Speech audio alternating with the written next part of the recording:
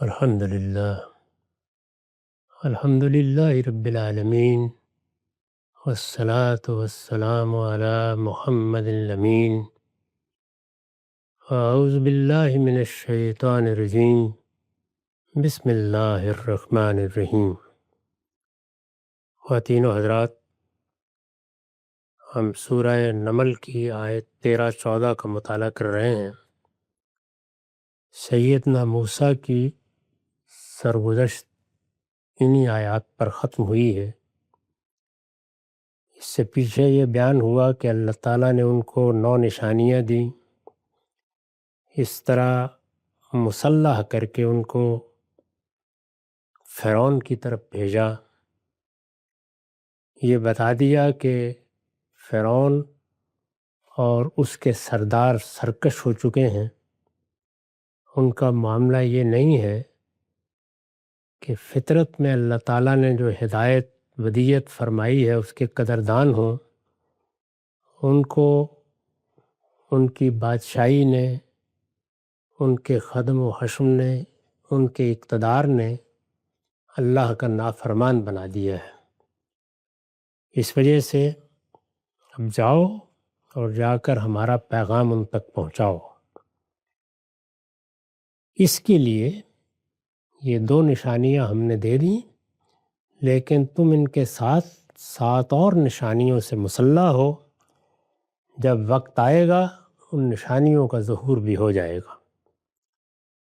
چنانچہ ارشاد فرمایا تھا کہ فَلَمَّا جَاءَتْهُمْ، پھر جب ہماری یہ نشانیاں فَلَمَّا جَاءَتْهُمْ آیَاتُنَا مُبْصِرَةً، آنکھیں کھول دینے والی نشانیاں ان کے سامنے آئیں، تو بجائے اس کے کہ وہ آنکھیں کھولتے، ان نشانیوں کو دیکھتے، ان سے عبرت حاصل کرتے، اللہ تعالیٰ کی معرفت کی طرف قدم بڑھاتے، اپنی سرکشی سے تائب ہوتے، انہوں نے ان نشانیوں کو دیکھا تو قالوا ھذا سحر مبین، کہہ دیا کہ یہ تو کھلا ہوا جادو ہے۔ یعنی یہ کہ یہ کوئی پیغمبر ہیں اور یہ خدا کی نشانیاں ہیں یا ان کا ظہور ہوا ہے، نہیں، جادوگر بھی اس طرح کے بعض شعبدے دکھاتے رہتے ہیں۔ یہ اسی طرح کا کوئی شعبدہ ہے جس کی حقیقت ابھی ہم پر واضح نہیں ہے، یہ کھل جائے گی، اس سے زیادہ ان کی کوئی حیثیت نہیں ہے۔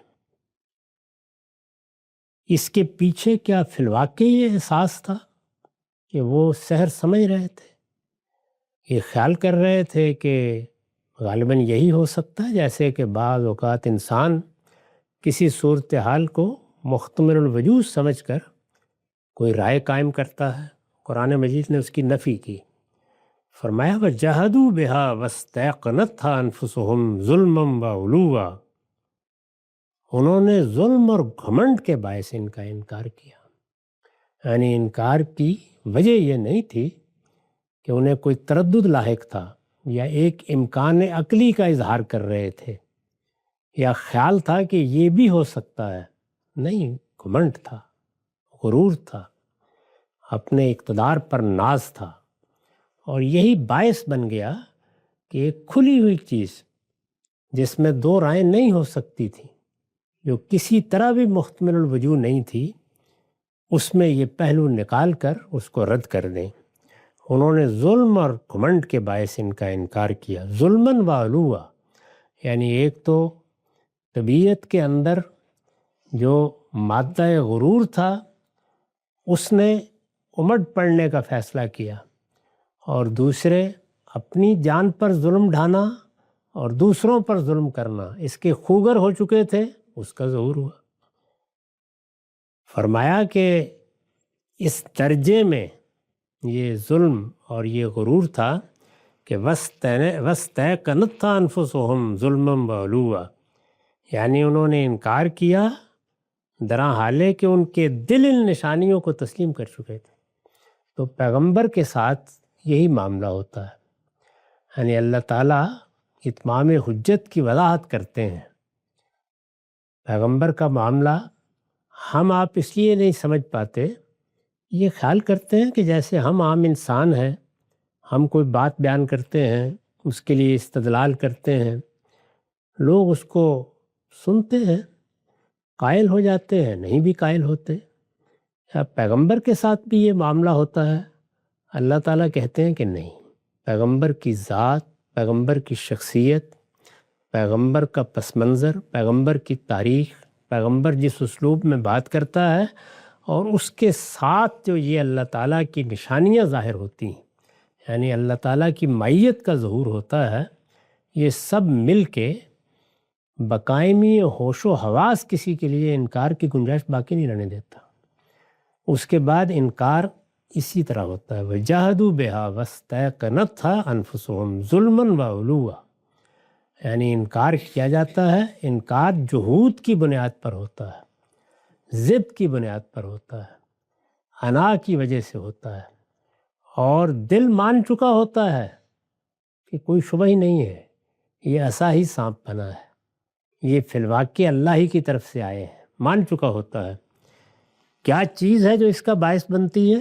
ظلم اور علوف، انسان کے اندر جو دوسروں کے مقابلے میں اپنی برتری کا احساس ہے، جب وہ یہ دیکھتا ہے کہ میری برتری چیلنج ہو گئی ہے، علم میں کر کے دیکھ لیجئے، معاملات میں کر کے دیکھ لیجئے، اقتدار میں کر کے دیکھ لیجئے، سیاست میں کر کے دیکھ لیجئے، معیشت میں کر کے دیکھ لیجئے، سب سے زیادہ احمقانہ رد عمل ان سبھی معاملات میں ہر جگہ زیر بحث آ جائے گا۔ تو یہ وہ صفاحت ہے جس کو قرآن مجید نے دوسری جگہ کہا کہ ابراہیم کا انکار تو وہ کرے الا من صفی نفسہ، ایک طرح کی صفاحت دل میں پیدا ہوتی ہے، یعنی انسان اپنی انا کا اسیر ہو کے حماقت کی انتہا پر پہنچ جاتا ہے۔ اور یہ دیکھیے کیسے اس کی تحلیل کی ہے، یعنی جب انہوں نے یہ بات کہی تو وہ جہدوا بہا، انہوں نے اس کا انکار کیا، صاف صاف انکار کیا، جہود کے ساتھ انکار کیا، یعنی یہ لفظ اس وقت استعمال کیا جاتا ہے جب انکار ضد کی بنیاد پر ہو، مقابرت کی وجہ سے انکار کیا۔ وَاسْتَيْقَنَتْهَا أَنفُسُهُمْ ظُلْمًا وَعُلُوًّا، تو ارشاد فرمایا کہ جب کوئی فرد یا گروہ اس طرح انکار کرتا ہے تو گویا پھر خدا کی حجت خود اس کی نگاہ میں بھی اس پر قائم ہو چکی ہوتی ہے، اور جب یہ ہو جاتی ہے تو پھر اگر پیغمبر کی طرف سے یہ حجت پوری ہو جائے تو فَانظُرْ كَيْفَ كَانَ عَاقِبَةُ الْمُفْسِدِينَ، فرمایا کہ سو دیکھو ان مفسدوں کا انجام کیا ہوا، یعنی پھر اس کے بعد ہم دنیا ہی میں جزا و سزا برپا کر دیتے ہیں، پھر فیصلہ ہو جاتا ہے، پھر ہم اس فساد کا خاتمہ کر دیتے ہیں۔ اس پر میں نے لکھا ہے یہ وہ اصل مدعا ہے، یہ جو آخری بات بیان ہوئی، سو دیکھو ان مفسدوں کا انجام کیا ہوا، یہ وہ اصل مدعا ہے جس کے لیے یہ سرگزشت سنائی گئی ہے۔ یعنی جب سیدنا موسیٰ کی یہ سرگزشت اس خاتمے کو پہنچی ہے تو بتایا ہے کہ ہم نے یہ کیوں سنائی، یہ وہ اصل مدعا ہے جس کے لیے یہ سرگزشت سنائی گئی ہے کہ نبی صلی اللہ علیہ وسلم بھی اپنے مخالفین کے انکار کا سبب سمجھ لیں، یعنی آپ کے مخاطبین کیوں انکار کر رہے ہیں، تو اس طرح گویا آپ کو یہ بتایا گیا ہے کہ ان کے انکار کا باعث بھی جہود ہے، ظلم ہے، علو ہے، یہ آپ بھی سمجھ لیں، اس وجہ سے تسلی رکھیں اور ان کے رویے سے دل برداشتہ نہ ہو۔ یعنی پیغمبر جب یہ دیکھتا ہے کہ میرے لوگ، میرے اعزاء، میرے اقربا، مجھ سے محبت کرنے والے، میں ان کے ساتھ قرابت کا حق ادا کر رہا ہوں اور ان کا رویہ یہ ہے تو دل برداشتہ ہوتا ہے، اندیشہ ہوتا ہے۔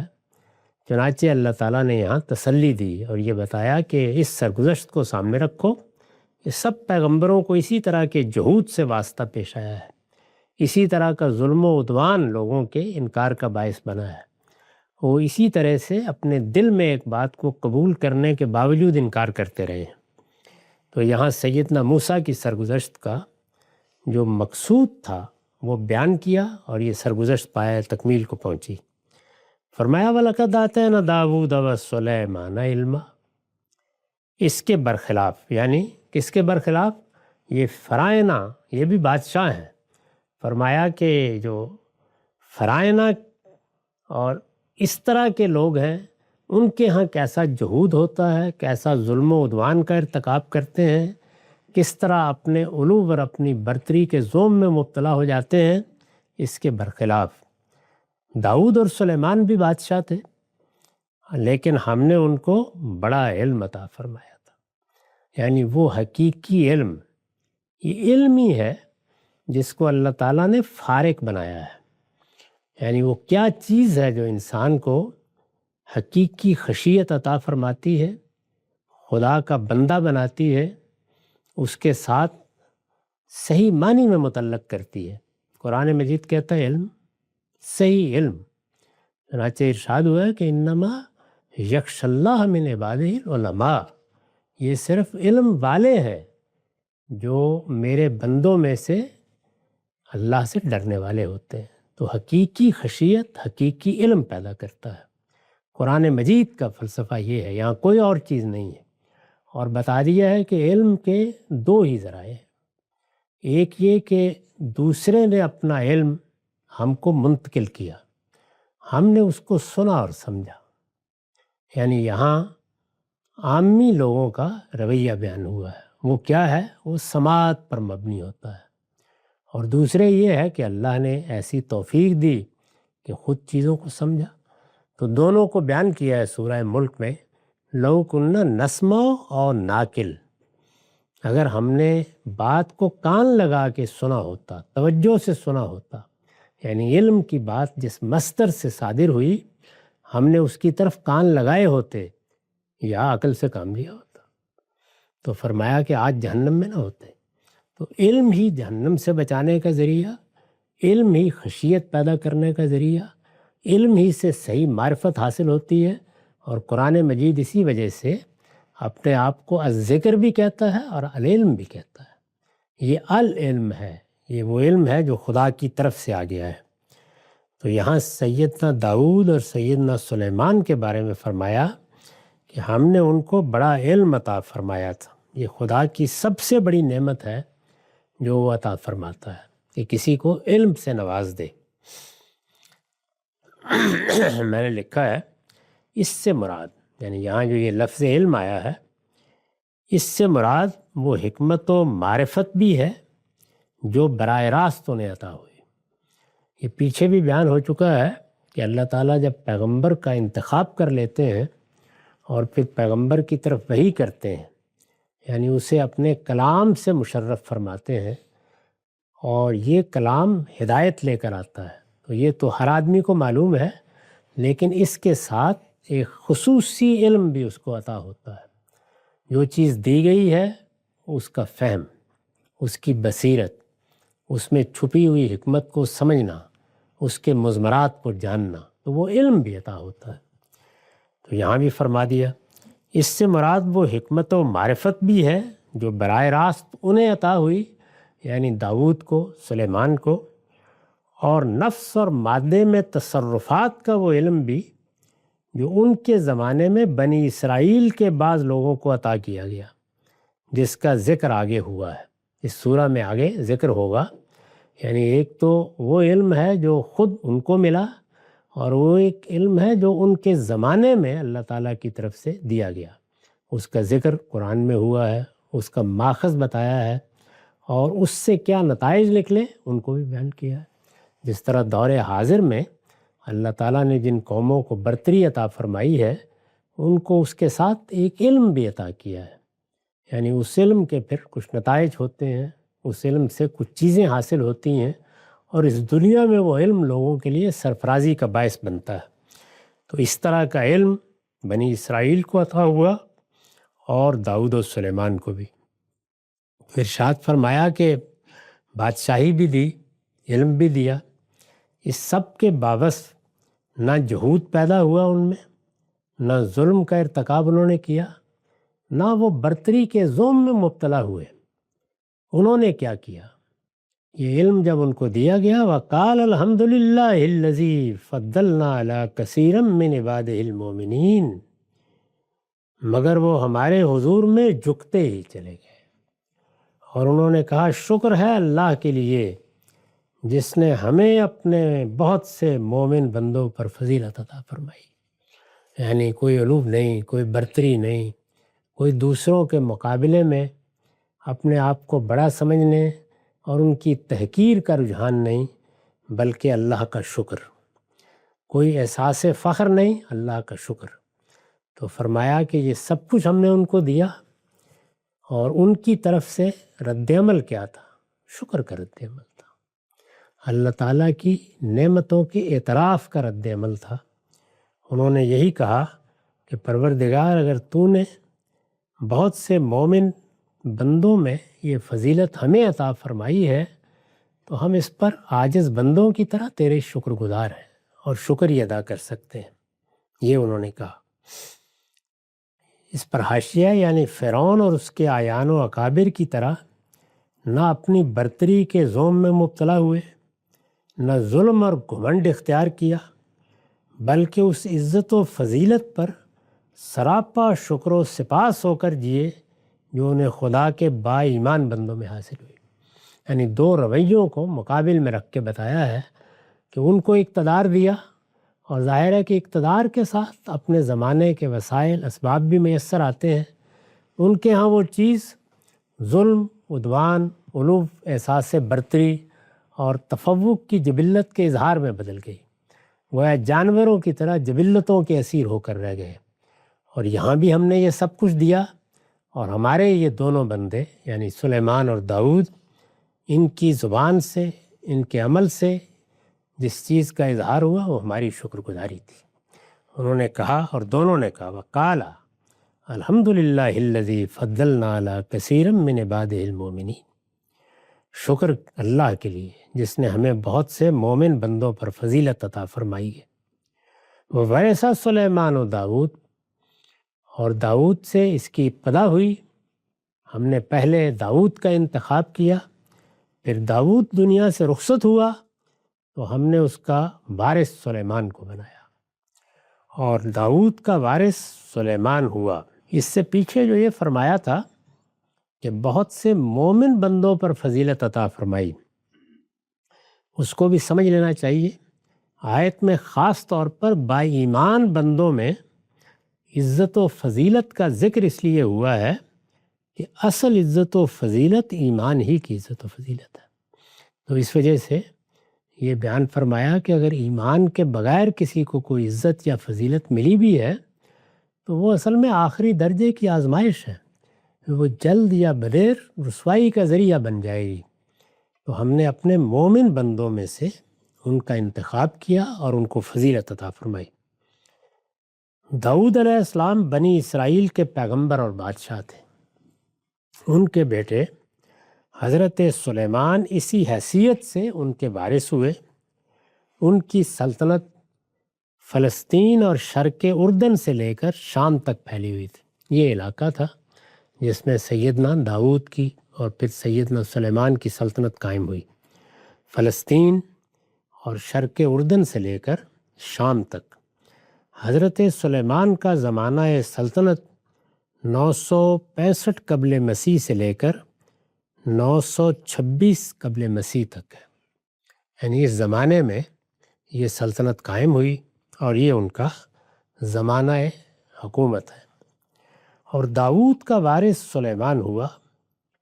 وَقَالَ يَا أَيُّهَا النَّاسِ، اور اس نے بھی کہا، یعنی یہاں ان کی ایک تقریر کا اقتباس نقل کیا ہے۔ وَقَالَ يَا أَيُّهَا النَّاسِ، اور اس نے بھی کہا، یعنی جیسے داؤد نے اللہ کا شکر ادا کیا تھا، سلیمان نے بھی، اس نے بھی کہا، لوگو علمنا منطق الطیر وَأُوتِينَا مِن كُلِّ شَيْءٍ إِنَّ هَذَا لَهُوَ الْفَضْلُ الْمُبِينُ۔ ہمیں پرندوں کی بولی سکھائی گئی ہے اور دوسری ہر طرح کی چیزیں بھی دے دی گئی ہیں، بے شک یہ خدا کا کھلا ہوا فضل ہے۔ یعنی پرندوں کی بولی چونکہ ایک بڑی غیر معمولی چیز تھی، دنیا میں یہ فضیلت ان کے سوا کسی اور کو حاصل نہیں ہوئی۔ اس کائنات کا خالق تو اپنی سب مخلوقات کی بولی جانتا ہے، اس کا ذکر بھی دوسری جگہ ہوا ہے۔ کہ جمادات بھی میری تسبیح کرتے ہیں، پرندے بھی کرتے ہیں، اسی طرح سے دوسری تمام مخلوقات، لیکن یہ کہ انسان ان کی بولی سمجھ لے، وہ جو کچھ جانتے ہیں، جن چیزوں کو محسوس کرتے ہیں، ان کا اپنے انواع میں تو ابلاغ کرتے رہتے ہیں، اب وہ ہمارے تجربے میں آنے والی چیزیں ہیں، لیکن انسان جان لے یہ بڑی نعمت تھی تو اس کا خاص طور پر ذکر کیا، پھر اس پر عطف کر کے بتا دیا، اور دوسری ہر طرح کی چیزیں بھی دی گئی ہیں، یعنی کوئی نعمت چھوڑی نہیں اللہ تعالیٰ نے جو ہمیں عطا نہیں کر دی، لیکن یہ کیا ہمارا کوئی استحقاق ہے؟ یہ ہم نے کوئی اپنی محنت سے خریدی ہے؟ بے شک یہ خدا کا کھلا ہوا فضل ہے۔ تو وہی خدا کے فضل کا اعتراف، اس کی نعمت کا اعتراف، اس کی عنایت کا اعتراف وہ سیدنا سلیمان کی زبان سے بھی نقل فرمایا۔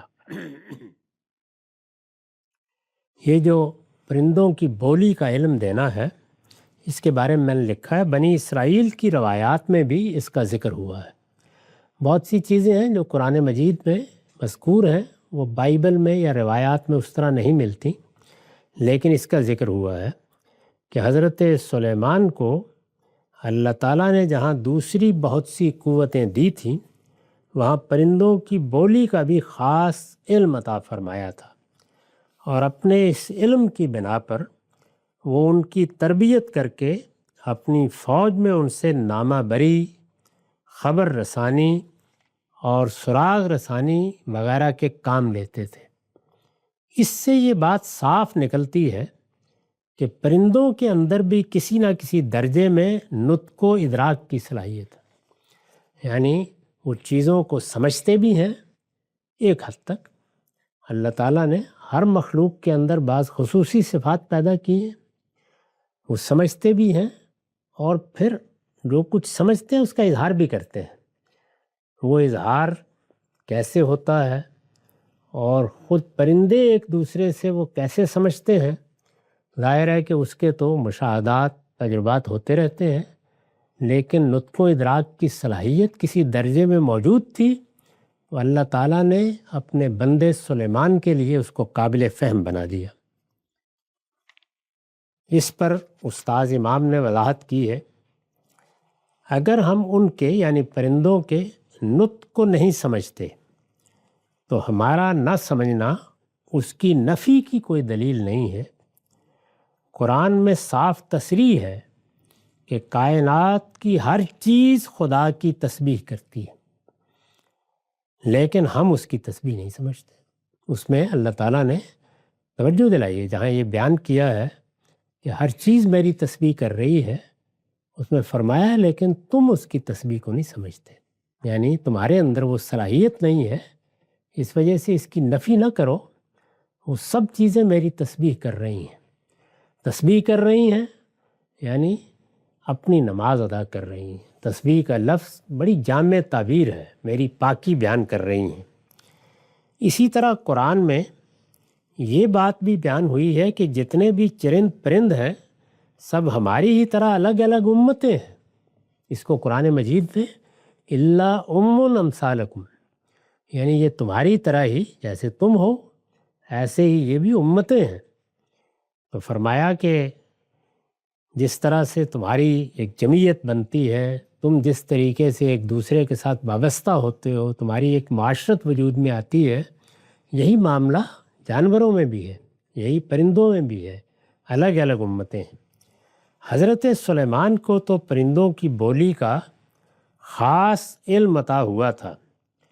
جن کو یہ علم نہیں ملا ہے وہ بھی یہ جانتے ہیں کہ جتنے بھی حیوانات ہیں سب اپنی نفرت، محبت، عتاب، التفات، خوشی، غم، فکر مندی، طمانیت، استمالت، ملاعبت اور اپنے دوسرے جذبات کی تعبیر کے لیے الگ الگ بولیاں بھی اختیار کرتے ہیں، اور ان کے اظہار کے لیے ان کی ادائیں اور حرکتیں بھی الگ الگ ہوتی ہیں۔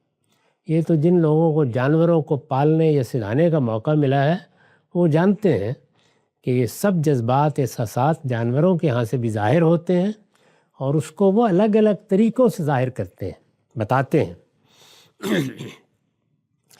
جو لوگ کسی خاص مقصد کے لیے ان جانوروں کی تربیت کرتے ہیں وہ ان کی آوازوں اور اشارات کو اسی طرح سمجھتے ہیں جس طرح اپنے ہم جنسوں کی بولی اور ان کے اشارات کو سمجھتے ہیں۔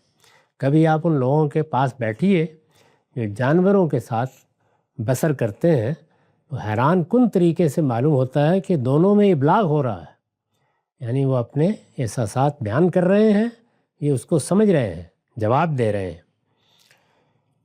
جس طرح اپنے ہم جنسوں کی بولی اور ان کے اشارات کو سمجھتے ہیں، پھر ان سے بھی زیادہ ان لوگوں کا علم ہے جنہوں نے سائنٹیفک طریقے پر ان حیوانات کا تجربہ و مشاہدہ کیا ہے۔ انہوں نے اپنے علمی تجربے و مشاہدے سے جو معلومات فراہم کی ہیں ان کو پڑھیے تو انسان دنگ رہ جاتا ہے کہ بڑے جانور تو درکنار، ننھی سی چیونٹی کے اندر بھی قدرت نے جو دانش و بینش، جو زیرکی و ہوشیاری اور جو فہم و فراست ودیت فرمائی ہے وہ ایسی ہے کہ اس سے انسان بہت کچھ سیکھ سکتا ہے۔ اگر آپ مطالعہ کریں، آج کتوں سے سراغ رسانی اور جاسوسی کے سلسلے میں جو کام لیے جا رہے ہیں، کیا وہ کم حیرت انگیز ہیں؟ جب انسان اپنے تجربات اور اپنی تجرباتی سائنس کے ذریعے سے جانوروں کے اتنے اسرار دریافت کر سکتا ہے اور ان سے یہ کچھ کام لے سکتا ہے، تو اللہ تعالیٰ نے اگر حضرت سلیمان کو پرندوں کی بولی کا خاص علم دے دیا، اس میں تعجب کی کیا بات ہے؟ یعنی گویا یہ ہمارے مشاہدات ہیں، ان پر قیاس کر کے اندازہ کیا جا سکتا ہے کہ ان کے ہاں نطق اور ادراک کی صلاحیتیں کس درجے میں ہوتی ہیں، اور اللہ جس کو چاہے اس کا علم دے دے۔ یہ امر یہاں ملحوظ رہے کہ بولی در حقیقت آوازوں ہی کی ترکیب و تالیف سے وجود میں آتی ہے، یعنی جس کو ہم زبان یا بولی کہتے ہیں، لینگویج، یہ کیا چیز ہے؟ ہمارے ہاں سے جو آوازیں نکلتی ہیں ان میں ایک خاص طرح کی تالیف پیدا ہو جاتی ہے، یعنی ایک ربط پیدا ہو جاتا ہے آوازوں میں، اور وہ ہم قابل فہم بنا لیتے ہیں۔ جو چیزیں ادراک و شعور اور جذبات رکھتی ہیں وہ اپنے ادراک و شعور اور جذبات کی تعبیر کے لیے مختلف قسم کی آوازیں نکالتی ہیں، اور انہی کی تالیف و ترکیب سے بولی وجود میں آتی ہے۔ اشارات بھی اسی میں داخل ہیں، ان کو غیر ناطق زبان سمجھیے۔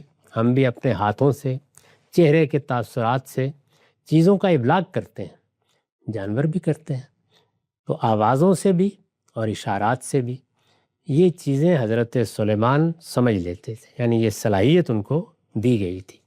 تو اس صلاحیت کا، اس عنایت کا خاص طور پر یہاں ذکر ہوا، اور داؤد کا وارث سلیمان ہوا اور اس نے بھی کہا، لوگوں ہمیں پرندوں کی بولی سکھائی گئی ہے، یعنی یہ خصوصی انعام ہے جو ہم پر ہوا ہے، غیر معمولی عنایت ہے جو ہم پر ہوئی ہے، اور دوسری ہر طرح کی چیزیں بھی دی گئی ہیں، یعنی صرف یہی نہیں، اس کے ساتھ باقی دنیا کی چیزیں، نعمتیں جو کسی بڑے سے بڑے بادشاہ کو مل سکتی ہیں وہ بھی ہمیں عطا ہوئی ہیں، اور یہ سب کوئی ہماری کارگزاری نہیں ہے، کوئی ہماری تحقیق نہیں ہے، کوئی ہمارا استحقاق نہیں ہے، یہ خالص خدا کا فضل ہے۔ ان ھذا لہو الفضل المبین، بے شک یہ خدا کا کھلا ہوا فضل ہے۔